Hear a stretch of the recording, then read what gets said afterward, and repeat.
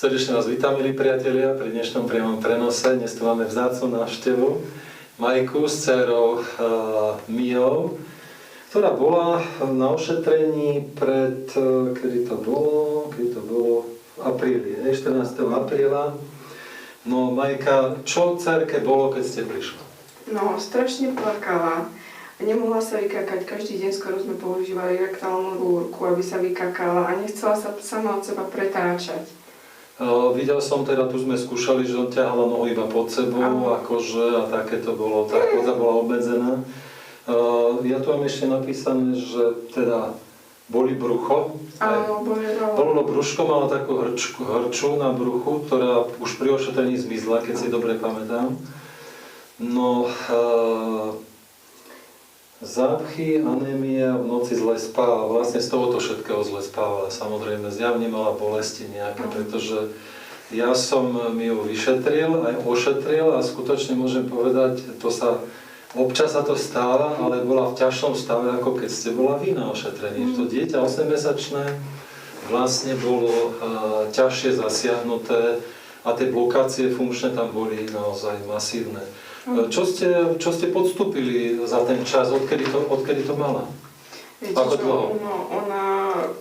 Chodili sme po doktoroch, používali sme rektálnu rúrku. Od začiatku, lebo ona sa predčasne narodila. Takže od narodenia, za tých 8 mesiacov? Ona bola od začiatku taká uplakaná. Uplakaná, stále plakala. Áno. No a chodili sme po kontrolách, no a tú rúrku sme stále používali. Dávali sme lieky rôzne, aby sa vykakala. To bol taký najväčší problém. Áno, viem, že niečo ste vrala, že jej pichali niečo do hlavy, alebo niečo... Ale to je odbery robili kvôli tej anémii. Kvôli anémii odbery, áno. Takže to nemalo s tým spoločné. Nie. Dobre, bola taká aj vystrašená z tých všetkých vyšetrení a z toho všetkého. Kde všade ste pochodili po tých lekároch? Iba Mikuláši ste boli, alebo... Nie, od rizikovej, chodili sme do rizikovej, ambulancia k neurologovi a normálne k našej pani doktorke sme chodili. Akože to v rámci Mikuláša, neboli ste v Bratislave? Nie, nič také. No dobre, prišla ste s ňou tu, ja som mu vyšetril, teda boli tam masívne funkčné blokácie a to brúško bolo vo veľkom prepätí. Vyjadril som sa, to si pamätám veľmi dobre, pretože to je taký výnimočný prípad, že to dieťa musí mať bolesti, keď sa takto správa. Určite mala bolesti, pretože to brúško bolo celé nafúknuté. Ja som ho ošetril, išlo to veľmi pekne na miesto, podľa môjho vnímania, pretože samozrejme s takýmto dieťaťom sa nemôže manipulovať, ale použil som bezkontaktné ošetrenie, vlastne tými mikropohybmi sa tie kosti a tie vnútorné orgány išli na miesto, to brúško spľaslo, ako som hovoril. A to dieťa sa upokojilo. Čo sa dialo potom? V ten deň, alebo deň na to? Ona sa úplne zmenila. Hneď v ten deň začala sa pretáčať sama od seba. Prestala plakať. Hneď sa vykakala, ako sme prišli domov. Odtedy kaká 3-krát denne, žiadna rúrka. Do týždňa začala loziť a už aj stojí, pekne chodí okolo náku. Takže už... Vy ste sa vyjadrili, že to taký malý zázrak bol, pretože naozaj toľké mesiace ste sa trápili a za pol hodinu sa všetko zmenilo. Čo si myslíte, že by sa stalo, keby ste s ňou neprišli? Tak sme sa trápili ďalej a chodili by sme podľa mňa po špecialistoch kvôli tomu, že sa nedokáže pretočiť.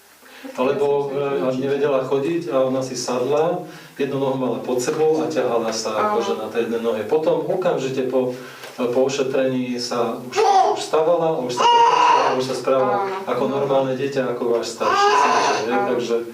Takže asi takto. Výborne si sa zachovala.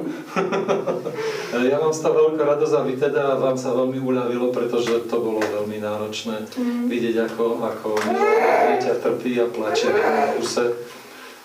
Takže sme všetci veľmi radi.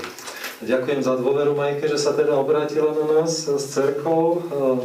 Vlastne vy ste bola na ošetrení ako prvá. Ja som vám povedal, vy ste mi hovorila o dcerke, že aké má problémy, povedal som, príďte s ňou, skúsim sa na to pozrieť a som veľmi rád, že sa to naozaj podarilo. Takže teraz by som sa na ňu pozrel v rámci tohto priameho prenosu ešte raz, po tých pár mesiacov, že čo tam uvidím a čo by sme tam ešte mohli nejakým spôsobom opraviť. Takže tu treba postaviť. Tieto vecičky by som odložil. No takže ja tým mojim orlým zrakom vidím, že čo? Ľudca, dobre, rušno, niekulačinka, nie. Dobre, spredu, dobre, mozog.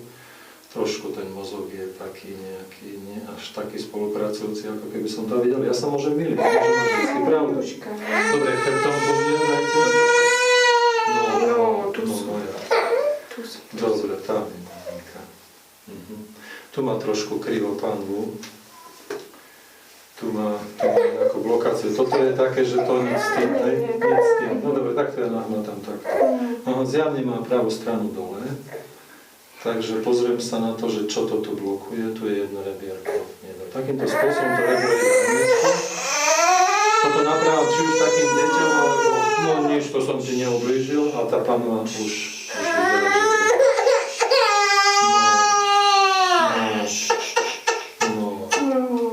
No, ale čo ty plačeš? Minule si neplakala. No, čo? A čo, my si boli? No dobré, ale minule to som nečekala. Tak je trošku plačivejšie.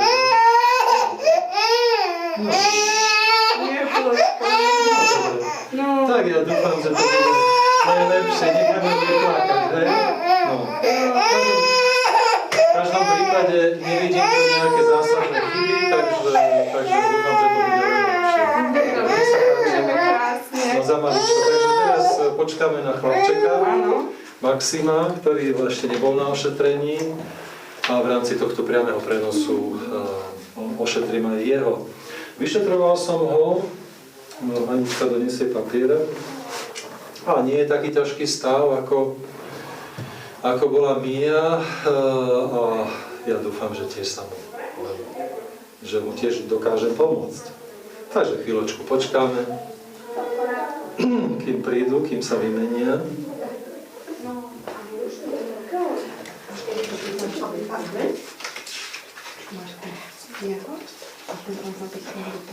Toto by dali obidva. Na jedno?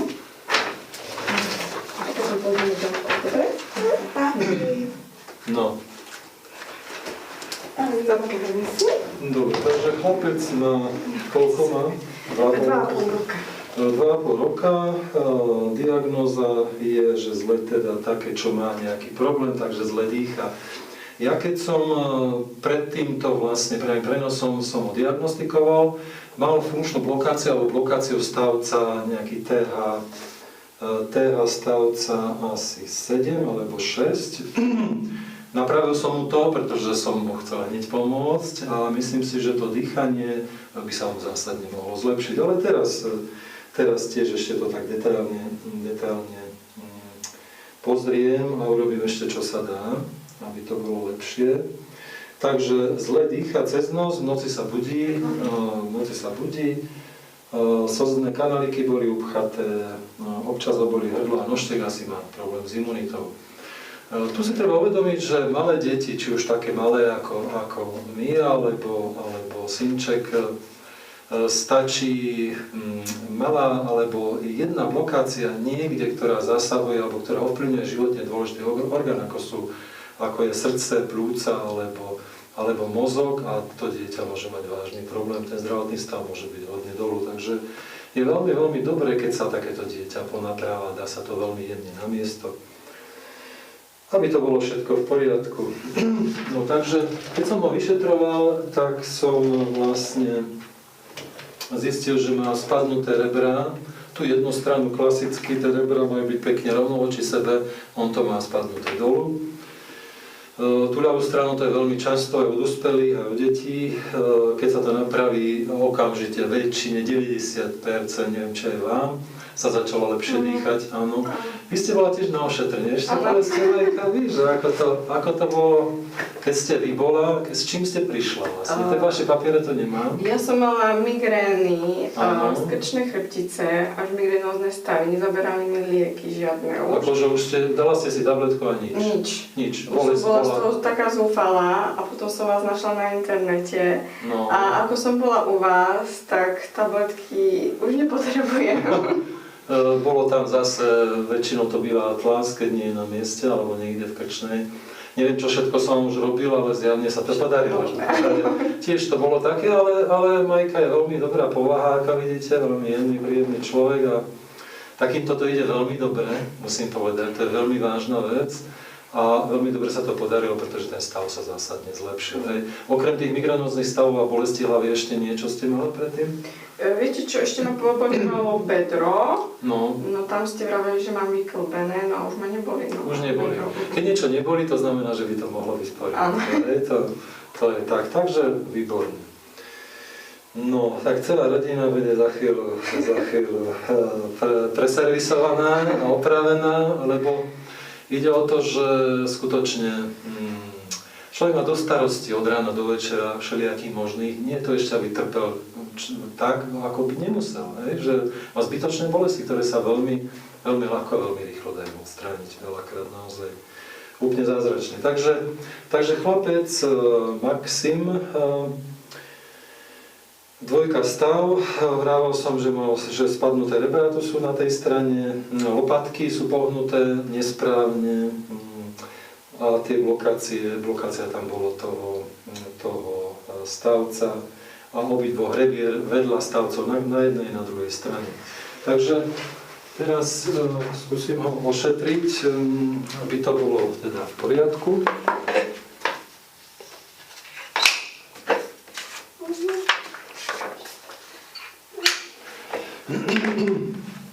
No dobre. Takže postavte mi tu. Takto, no dobre, tak sa postavíš. No, takže toto má evidentne, ja viem, že to, ukáž sa mi takto. Nechcem chlapca vyzliekať, aby to teda mohlo byť uverejnené, pretože sú veľmi prísne predpisy na to, aby ľudia neboli vyzlečení. Takto, keď dám tie prsty, možno vidíte, že tento palec mám trošku nižšie ako tento. Hej, tak vidíte, že to je trošku krivo. Pozriem sa, že čo to spôsobuje a ako sa to vlastne opravuje. No a tu je ešte niečo vzadu, otoč sa Maxi, otoč sa. Hej, tu keď si zase položím prsty, tak vidíte asi v tom zábere, že táto je trošku vyššie tá lopatka. No, takže tu je jedno rebro zosunuté dolu, takže takýmto pohybom takmer netlačím mu na chrbáti, trošku si ho podcvičím, Maxi, hej, tak. No. To rebro už išlo na miesto a čo spravili lopatky, pozrite sa, už sú rovno, hej, jednoznačne sú rovno. Takisto toto môže mať vplyv na dýchanie, okrem samotných tých dýchacích ciest nosohltana, pretože tam môže byť niekedy polipy alebo zúžený nosohltan, alebo čokoľvek iné, čo treba operovať. Tak veľmi vážna vec je, aby pľúca boli uvoľnené, aby to bolo všetko v poriadku. Dobre, ukáž sa z druhej strany. Tak si pekne sa postav. Tak, pekne. Hlavinku hore. No a pozrite sa, na tie rebra už sú pekne rovno. Takže toto by mohlo byť lepšie. No, keďže to je chlapec malý, tak... To sa ku mne? Dobre, tak nedokáže až tak dobre spolupracovať, koľko by som potreboval. Čo som ešte diagnostikoval, tak je posunutá panva. Tak zadržte to tričko trošku, Majka. Takto. Takže tak ho trošku sa prehnite dopredu. Dopredu prehnúť sa. Takto. No tak, vidíte to, zase tento palec je nižšie, tento vyššie, je tu jednoznačne posunutá panva. Takže toto je takisto veľmi dôležité napraviť a opraviť. Zase pozriem sa, že čo. Tu je zase jedno rebro. Tie rebrá sú veľmi často posunuté, no tak pocvičíš a tá rebierka už išlo pekne na mieste. na miesto. Zase si to skontrolujem, zase podržať. Dobre, a zase sa predkloniť dopredu trošku. Tak, super. No a pozrite sa, vidíte to? Už tie prsty sú pekne rovno, tá panva jednoznačne rovno. No skúsať cez ten nožtek nadýchnuť teraz. Ako sa ti dýcha? Dobre? No neviem, či z teba dostaneme nejaký záver. Dobre, nech váškajte, nech sa váška. Poď si váška. Odkaj si tak. Tu som. Ja sa pozriem ešte, ako mu vlastne prúdi životná energia, lebo to je dôležité, aby to pekne prúdilo, aby všetky tie cesty boli otvorené. No, keď niečo by som videl, ešte obličky. Chlapec mal aj celá vaša rodina, mali ste COVID. Po covide celé sa to zrútilo, aj u neho sa to hodne zhoršilo, ten stav. Po covide najčastejšie spadnú rebra, kosti, rebra, srdce je zasiahnuté, obličky zasiahnuté. Niekedy aj krčná chrbtica, takže kto je taký po covide slabý, nemôže dýchať a jednoducho je úplne iný ako predtým, jednoznačne treba opraviť všetky tieto veci. To znamená srdce, obličky a mozog, uvoľniť krčnú chrbticu. Pretože tu ide o to, že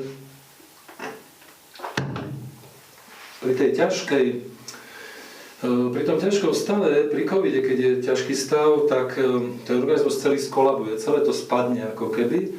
A keď sa človek už pozviecha, tak nie všetky tie veci sa vrátia pekne na správne miesto. Ostanú zablokované, pretože nemajú tú silu a nemajú tú energiu na to, aby sa vrátili naspäť. Takže toto je taký klasický prípad. No, trošku mu to dám takto prepočítať mozog. Ale jednoznačne obidve obličky nie sú na správnom mieste.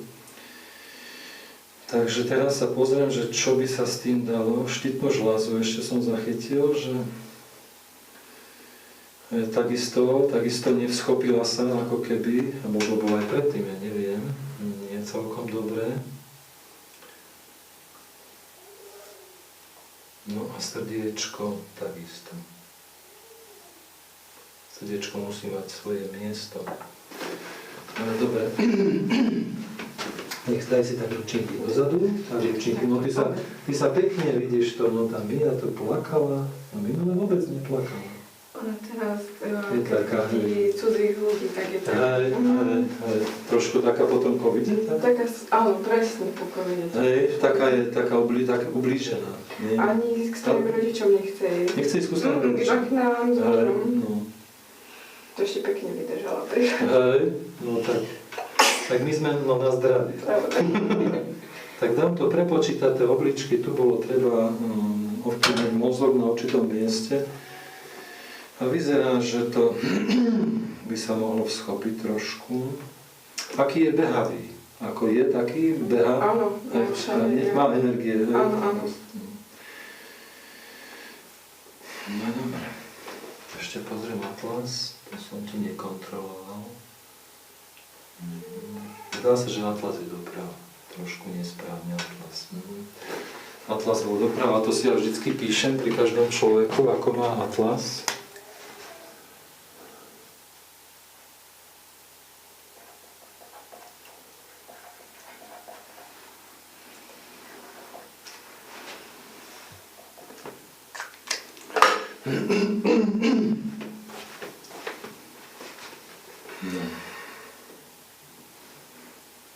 No dobre, tak zase ja to skontrolujem, či má tie základné veci. Tá základná statika toto aj bola v poriadku, toto má dobre. Lopatky má dobre. Skúsime ešte dopredu, keď sa predkloniš, tak sa ku maminke sa na hlavinku dole. Takto hlavičko, tak. No, dobre. No toto, tak sa otočíš trošku, dobre, na druhú stranu. No, vyzerá to dobre všetko, dobre, ukáž sa spredu. Otočte mi ho. Tak, super, tak to dám hlavičky. No, dobre, to je dobré, vyzerá, dobre, no. Dobre, no skúsa nožtekom nadýchnuť. Dobre, ešte keď sú takto blokované dutiny, že sa nedýcha cez nos, Eustachová trubica, energetika, respektíve napätie v Eustachovej trubici zvykne bývať nesprávne.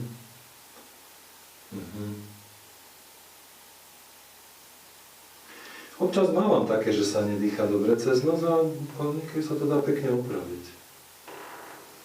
No dobre, Maxim, dobre. Tak ďakujem ti veľmi pekne za spoluprácu aj maminke. Ďakujem vám všetkým za vašu pozornosť. Dúfam sa uvidíme čoskoro pri ďalšom priamom prenose. Majte sa krásne a veľa šťastia. No ahoj, papa.